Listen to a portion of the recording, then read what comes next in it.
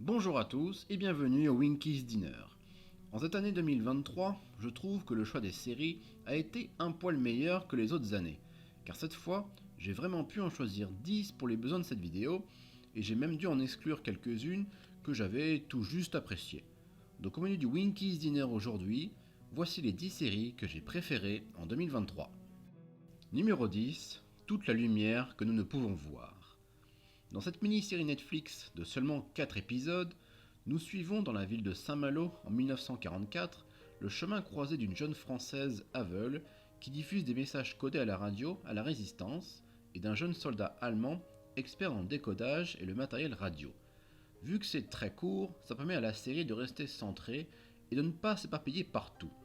J'aime bien les acteurs principaux et ce qu'ils font de leurs personnages, mais aussi de les faire évoluer, toujours en parallèle et sans jamais les faire rencontrer.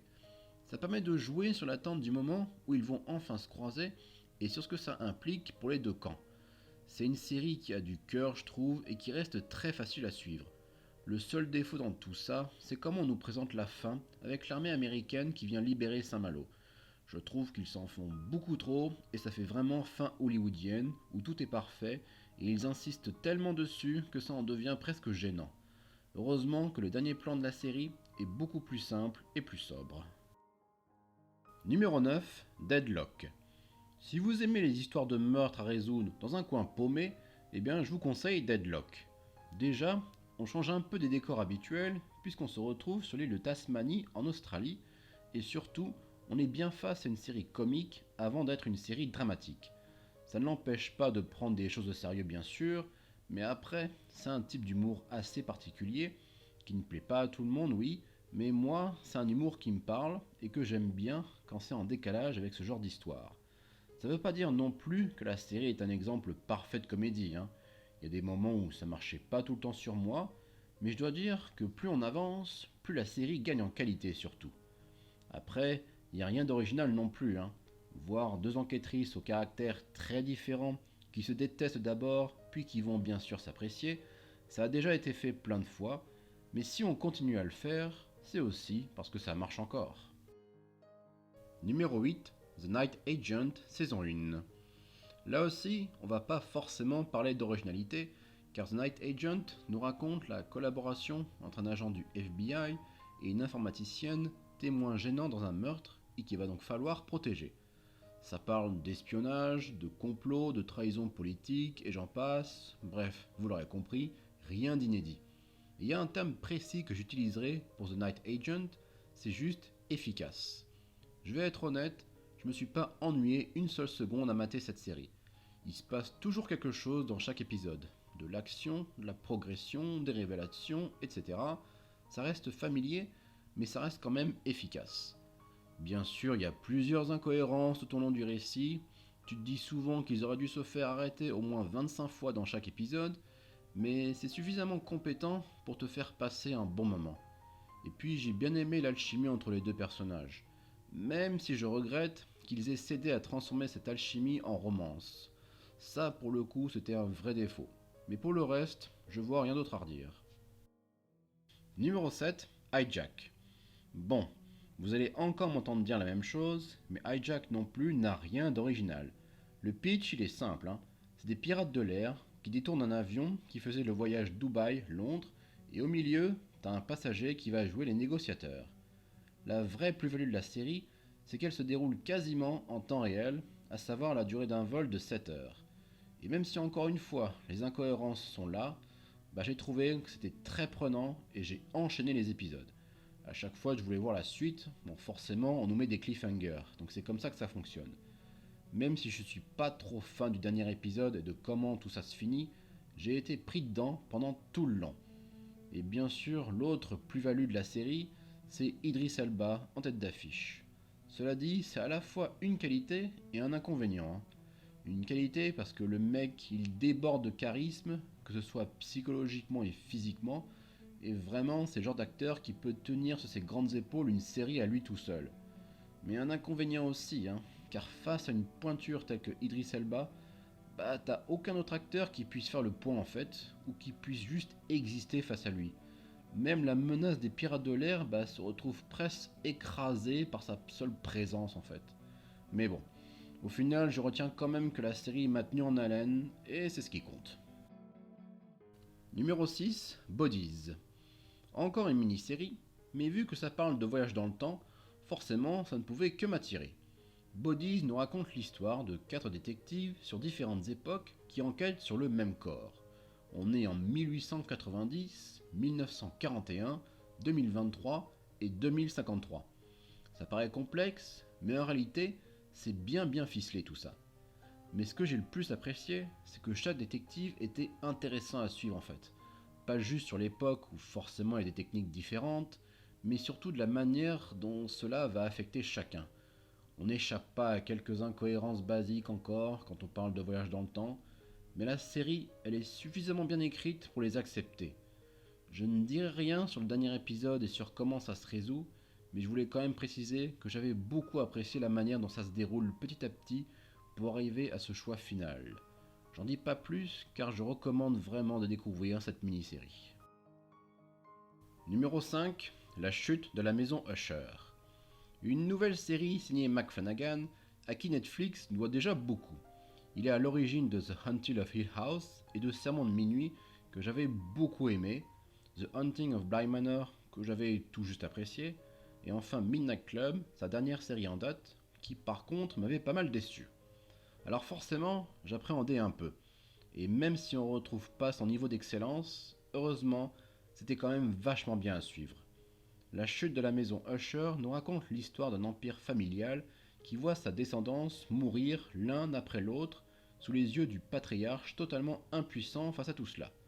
Dès les premiers instants du premier épisode, on nous fait comprendre que chaque personnage de cette série va mourir. Très vite, on réalise que chacun va disparaître dans d'étranges conditions, pour ne pas dire dans d'horribles conditions. Et forcément, quand tu sais que chacun va mourir, tu te dis pourquoi je devrais m'intéresser à ces personnages. Mais déjà, le fait de savoir ne gâche rien. Au contraire, ça crée de la tension, même beaucoup de tension. Parce que tu sais pas comment ça va arriver, et la série fait preuve de pas mal d'imagination à ce niveau. Mais surtout, le but est pas de s'attacher à ces personnages, car on établit très vite que chacun est une pourriture et qu'en quelque sorte, il doit payer pour quelque chose. Ce n'est pas non plus la meilleure série de Mike Flanagan, mais elle est quand même très réussie. La réalisation est très bonne, le travail sur l'ambiance te tient beaucoup en haleine et tous les acteurs jouent très bien. Et je vais faire une mention spéciale à Carla Giuchino qui livre à mon sens l'une des meilleures interprétations de l'année. Numéro 4, Silo saison 1. Les séries post-apocalyptiques. Là aussi, c'est pas nouveau, mais c'est un genre qui fatigue jamais. Dans le cas de Silo, on parle d'une société qui vit dans un énorme bunker en vertical car le monde extérieur est devenu invivable, et déjà c'est un bon concept, car on est dans un monde post-apocalyptique sans jamais vraiment voir le monde en fait. Même si je trouve que la série a un petit coup de mou dans le milieu de la saison 1, j'ai vite été accroché par l'intrigue dès les premiers épisodes, et heureusement les derniers épisodes s'enchaînent très bien et sont bien réussis. J'ai vraiment apprécié d'évoluer et de découvrir ce bunker construit comme une sorte d'échelle sociale sur fond de mensonges, de mystères, avec au centre l'actrice Rebecca Ferguson qui porte très bien la série. La fin de la saison 1 donne très envie de voir la suite, et je serai au rendez-vous, même si je pense que c'est le genre de concept qui ne devrait pas trop s'étirer non plus. En troisième position, The Last of Us saison 1. Et tout de suite, une autre série post-apocalyptique, mais au lieu d'être en intérieur, là pour le coup, on est vraiment en extérieur. The Last of Us, c'est une série qui a beaucoup fait parler, mais pas tout le temps pour les bonnes raisons. Personnellement, j'ai été pris dedans dès le début, et même si je trouve qu'après il y a un peu un côté plan-plan quand on est en mode promenade de santé dans les bois, ça n'enlève rien à l'énorme qualité de la production. Que ce soit les décors ou les effets spéciaux, on est vraiment sur du très haut niveau. Dans le fond, la série fait le choix de mettre la menace des zombies en arrière-plan et de mettre l'homme comme véritable ennemi. Ça fait partie des points de débat qu'a eu la série. Bon, bien sûr, chacun aura son propre avis et je suis pas là pour trancher et dire dans quelle direction la série devait aller, mais si je la mets à la troisième position, bien sûr, c'est qu'elle m'a convaincu. Et même si je suis pas totalement fan du dernier épisode, je ne demande qu'à voir la suite et à voir où est-ce qu'ils vont nous emmener. Numéro 2, Platonique. Une série qui parle de vie d'adulte, de ce qu'on a laissé derrière nous dans notre jeunesse, et ce à travers deux personnages qui ont une relation, comme le titre l'indique, purement platonique. J'ai vraiment kiffé cette série. Pourtant, je trouvais que le premier épisode n'était pas forcément très engageant. Mais au fil des épisodes, c'est une série qui se révèle, qui se bonifie, qui a du cœur et qui a de l'humour. Mais surtout, ça parle de quelque chose qu'on n'a pas l'habitude de voir sous cet angle, à savoir l'amitié purement platonique. Bon, bien sûr, on a déjà vu des séries sur des amis, mais dans Platonique, c'est vraiment traité sous un angle social, avec un message qui va résonner sur beaucoup de monde. Bon, en tout cas, moi, ça m'a beaucoup parlé. Et puis, c'est pas du tout une série qui se veut prétentieuse. Il y a beaucoup d'humour et de légèreté, mais ça veut pas dire qu'elle prend pas son sujet au sérieux. En plus, j'ai vraiment adoré la fin sur où se retrouvent les personnages, mais tu comprends que ce n'est pas une fin en soi en plus pour eux. Mais enfin, la qualité principale de Platonique, c'est bien sûr son duo d'acteurs. Seth Rogen et Rose Byrne se connaissent très bien et leur amitié dans la vraie vie, elle se transforme véritablement en une alchimie palpable à l'écran. Et t'as aucun souci à croire en leur personnage. Après, je reste pas très objectif non plus, car Rose Byrne, c'est une actrice que j'adore et que je trouve vraiment talentueuse, et du coup, ça me fera toujours plaisir de la voir. Et à la première place, The Crown saison 6. Je vais pas vous mentir, je voulais que cette dernière saison de The Crown finisse première dans mes séries 2023. Mais j'ai eu peur au début. Symboliquement, il est presque logique de mettre Diana au centre de cette saison au début, étant donné que dans la vraie vie, elle éclipsait déjà la famille royale et était au centre de toute l'attention. Mais l'épisode capital et redouté de sa disparition n'est pas non plus le grand 8 émotionnel que j'attendais. Et au fond, c'est presque normal en fait, car cet épisode tragique, il a déjà été raconté par le propre créateur de la série il y a plus de 15 ans déjà dans l'excellent film The Queen. Donc, comment réussir à raconter la même chose quand on l'a fait aussi bien avant? Bon alors je refuse de dire non plus que c'est une déception, car les qualités sont là. La reconstitution, la réalisation, la musique, le jeu d'actrice absolument remarquable d'Elizabeth Debicki en Diana, mais au final, il ne faut pas résumer sa dernière saison à ça. Car après, The Crown renoue avec ses grandes qualités d'écriture, en posant des thèmes brillamment traités. Le deuil, la relation entre trois générations, la place de la monarchie, et bien sûr, je tiens à souligner la performance impeccable d'Imelda Staunton en Reine Elisabeth. À l'image de son actrice, cette saison 6, elle arrive à rester sobre et se doit de rester centrée, car de toute façon, il est impossible de tout traiter en plus. La saison pose les bases d'un avenir dont nous avons déjà connaissance, notamment à travers la rencontre entre William et Kate, mais elle réussit surtout un coup majeur lors d'un dernier épisode absolument inoubliable dans ces derniers moments. Comment traiter de la mort de la reine sans le montrer? Sincèrement, ce dernier épisode et ces 5 dernières minutes sont parmi les plus respectueuses et les plus admirables que j'ai pu voir pour une fin de série.